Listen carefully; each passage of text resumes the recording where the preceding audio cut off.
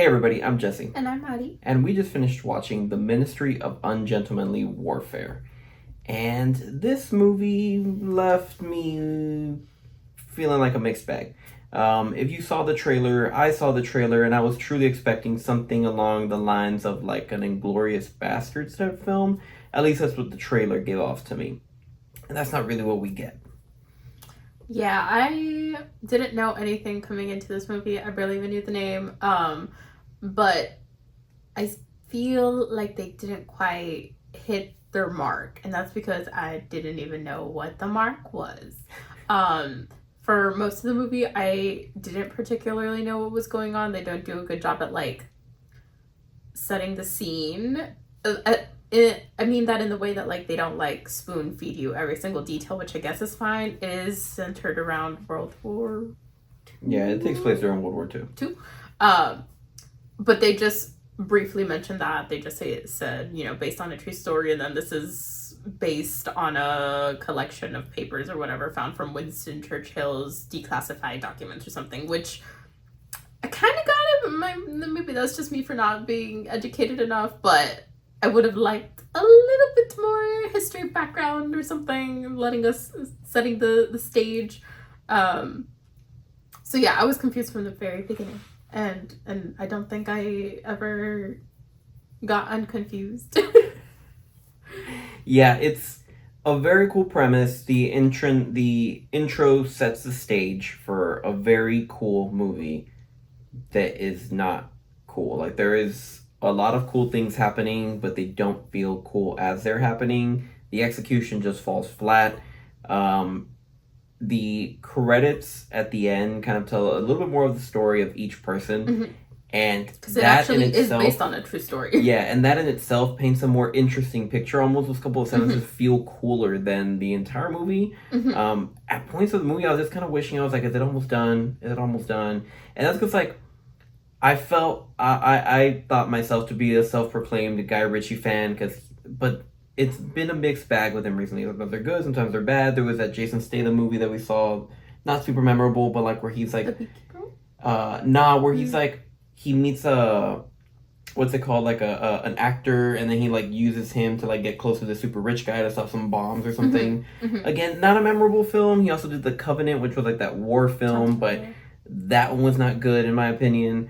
So it's just kind of been a mixed bag with him, and this was just not one of his, not one of the peak films of his career. It was, it had potential, but it just wasn't there. I felt like almost the characters felt too outlandish. When they showed the pictures at the end, they were very normal people. Yeah. The entire movie felt a little unserious. I thought the color grading was like too bright in the daytime. Like it looked like it had the vivid filter on the iPhone where it just like makes the colors pop, kind of like Wes Anderson's sort of like color scheme. Yeah. I also thought that there wasn't enough props, I guess, or like set design that made it look like of that time, because the people's like clothes weren't articulated, or no, what is the word I'm looking for? They time weren't appropriate. Yeah, they weren't time appropriate. They weren't accurate enough. Like I think there's a guy that was just like wearing like a t-shirt, but like I don't think t-shirts at that time looked like t-shirts. I know what you're talking about. And I thought the same thing. There's a scene where there's a woman in a dress, and that dress has like very detailed like stitching, and it just not to bash on people, from the 40s, but I'm sure they were doing a lot of crafty things, but it just looked too modern. And then there's another scene where they're in literal costumes, and the costume also just looks like something you would get at like a Spirit Halloween. So it felt like they were in a really expensive play, and like we were sitting in the stage, and there is somebody just pulling the background and pulling the strings to make the thing come down. So yeah, that felt kind of cheap. There was something else that I was gonna say. I do agree that the characters did feel outlandish, which is okay if you lean into it. Like I felt like it was trying to be serious, but it also leaned into like the silliness, where like the music also didn't feel like the score felt too silly. Too Western. Like, I was like, there was too much too much symbols Yeah. going on, Mhm. and like it gave it a bit of a weird vibe. I don't know. Like Mhm. it's pick one or the other. I Yeah. would have just loved to have seen this movie directed by somebody else. Anybody. Yeah. Yeah. But yeah, with that being said, in my opinion, I'd give this movie a 5 out of 10 at best. The action sequences were good, but it just wasn't all there for me. It was quite boring at times, and like I said, the performances just felt flat. Like there was not much to them, no highs, no lows. It just felt flat across the board, very monotone almost at times. So I'd say skip it in theaters. I mean, if you really want to go see the action sequences, go, but they're not anything spectacular. So just a 5 out of 10 for me. Yeah, I'd give it like a 2 out of 10. I didn't like it. And I actually stayed awake throughout this entire movie. You didn't. You took a nap. But it felt like a Kingsman movie. And I like the Kingsman movie, but it felt like a Kingsman movie in a bad way, which is what I think you feel like the Kingsman movies are. Yeah. But yeah, it felt very unserious. I didn't particularly enjoy the plot. And they gave Henry Cavill a terrible mustache. So that's a no from me.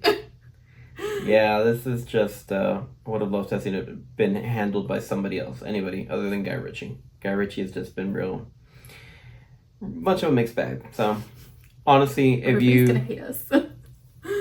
I mean, I haven't seen any of the reviews out for this movie yet, so I don't know what people are thinking about it. It was but also in like not the good theater. There's our movie theater has like the IMAX and then they have the Dolby, and if it's a good movie, it's usually in the Dolby. And this one, at least it was in that first hallway, not the second hallway of rejects, but it was like barely there. It was like on the last room in that hallway, which is not great. yeah, Was this its it goes to opening tell you, day? yeah, this was opening weekend. Yeah, I mean, The I think the theater was like at least halfway full. it was halfway full. Yeah, Was but I I? mean, it's not like Guy Ritchie's pulling in big numbers I don't either even know way. who that So, is. yeah, it's just alright. If you got nothing else to watch this weekend, you're caught up with other things, go check it out. But yeah, like she said, I fell asleep because if there's really boring second acts, it's just not for me. And yeah, this had a really boring second act, and like I said, a lot of flat performances. When it started, I felt like it started strong, and I thought like it was gonna go somewhere, but it just didn't go anywhere for me. Yeah. It just didn't. But yeah, if you do check it out this weekend, let us know what you think in the comments below. Till next time.